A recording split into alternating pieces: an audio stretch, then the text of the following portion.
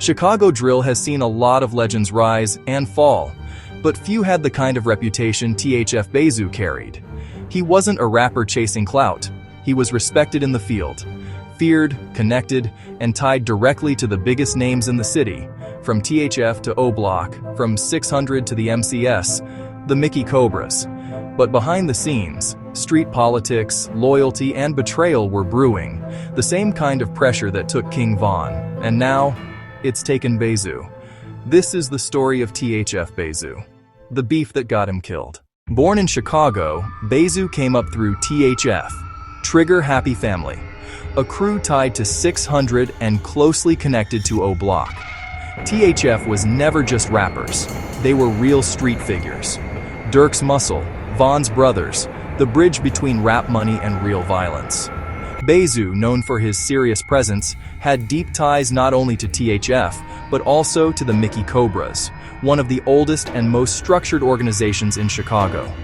That made him a connector, someone who could move through different blocks and alliances. He wasn't just Durk's guy. He was the guy you called when things got real. As Lil Durk's fame began to skyrocket, he made a conscious decision not to sever his ties with the trenches. For many artists, success is an escape route, but for Durk, it was a tool to uplift his entire circle. His label, Only the Family, or OTF, became a vessel for this loyalty, a bridge between the recording studio and the streets of Englewood. This philosophy meant that his day one allies, like the members of THF, weren't just friends from the past. They were an integral part of his present and future. Within this inner circle, THF Bayzoo emerged as a constant and trusted presence. He wasn't just an occasional face in a music video, he was in the studio during late-night sessions, on the tour bus crossing state lines, and backstage at sold-out shows. His role transcended that of a simple affiliate. He was a confidant and a pillar of support, especially during the turbulent years that would test Durk's resolve to its absolute limit. This period, often called the Von era, was defined by explosive creativity, but also by intense legal pressure.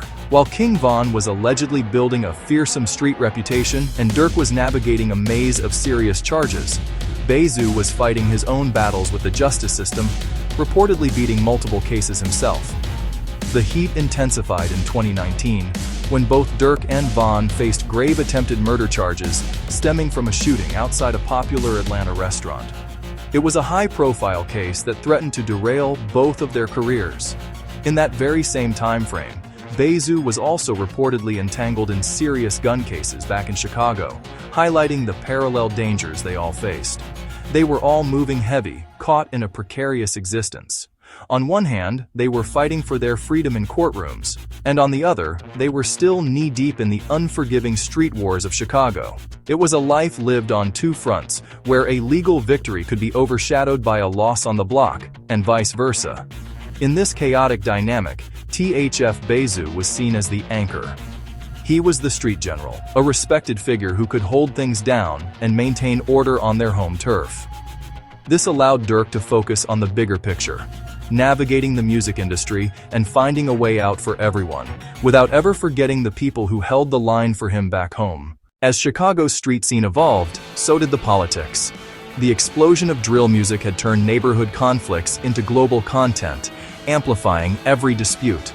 Social media became a new battleground, where digital disrespect could have deadly real-world consequences, forcing individuals to constantly defend their reputation in a 24/7 cycle of scrutiny. THF, a formidable Black Disciples faction from the Englewood neighborhood, had long-standing tension with opposition like STL and EBT, who were predominantly gangster disciples. This wasn't just gang rivalry. It was a generational war fought over a few square blocks. Adding to the complexity were certain Mickey Cobra sets that had broken off or gone rogue, creating an unpredictable and volatile landscape where allegiances could shift without warning. THF includes BDS, MCS, and a small amount of GDS. They also went to war with Young Money, made up of BDS and MCS. Amidst this external pressure, rumors started swirling that Bayzoo had internal issues. Whispers pointed to disagreements about the distribution of money. a constant source of friction when street life and the music industry collide. Questions of loyalty and the true meaning of street respect became central to the conflict. At the same time, the world around him was closing in. High-profile rappers were dying. King Von in Atlanta, Durk's brother, D-Thang outside a club. The losses sent shockwaves through the culture, a grim reminder of the stakes. Simultaneously, close affiliates and allies were being swept up in sweeping RICO indictments, dismantling crews from the top down.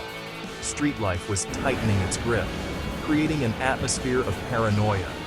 In this environment, whispers claimed Bayzoo wasn't playing both sides, but was instead fiercely protecting his own name and autonomy. In a world where reputation meant survival, being perceived as weak or disloyal was a death sentence. His actions were increasingly seen as those of a man determined to carve out his own path, even if it meant standing alone. He was reportedly seen pressing ops, moving solo in risky areas, and allegedly getting into conflicts that crossed established THF boundaries, signaling a dangerous break from the established order. By the mid-2020s, THF Bayzoo's name was once again circulating in street-level intelligence and police reports. The context was familiar, yet increasingly volatile, ongoing, back-and-forth retaliation beefs. These weren't just random acts of violence.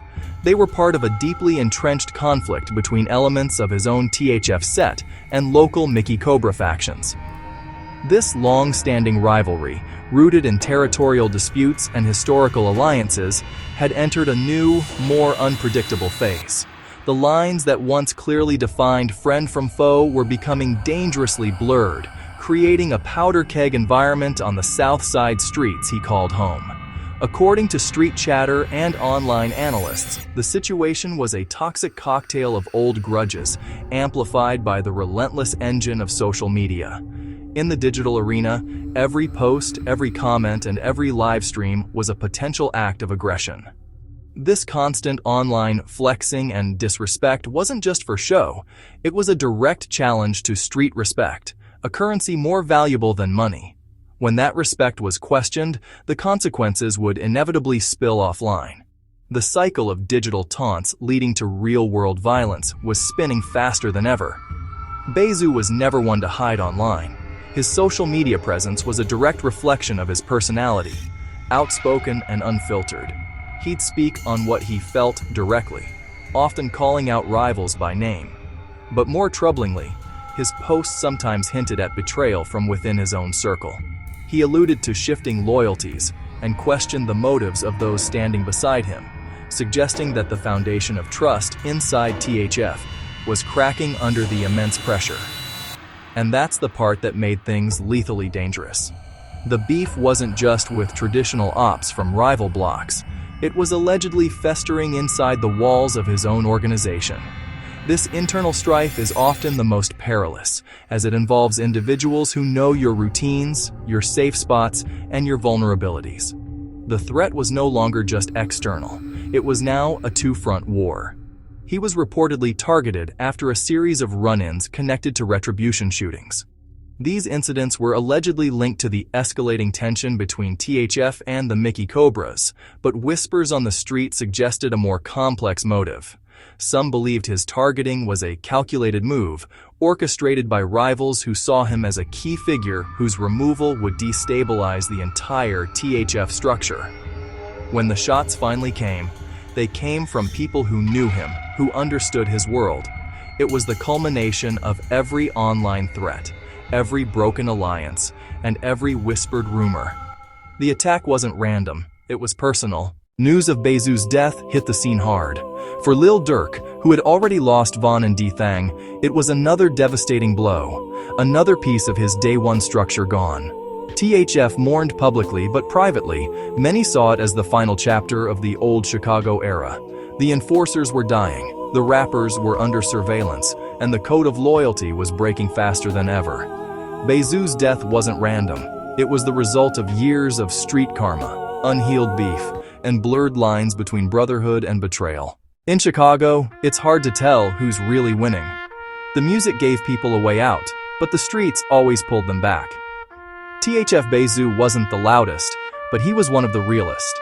a symbol of how deep loyalty runs in the drill world, and how deadly it can become when that loyalty inevitably cracks. Another life lost to a war that never ends. R.I.P. THF Bayzoo. Chicago's story continues, but its heroes keep dying too soon. If you made it this far, hit that like button. This one was a deep cut into THF history. Drop your thoughts below. Was Bayzoo's death inevitable, or could loyalty have saved him? Subscribe for more real street history.